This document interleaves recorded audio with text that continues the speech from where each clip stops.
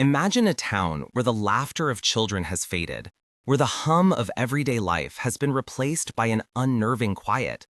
This isn't fiction, it's the reality for places like Bodie, California. Once a booming gold mining town in the late 1800s, Bodie is now a perfectly preserved ghost town, frozen in time. Buildings stand as they were left, furniture still inside, as if its 10,000 residents simply vanished overnight. The silence here isn't just the absence of noise, it's the echo of lives abruptly interrupted.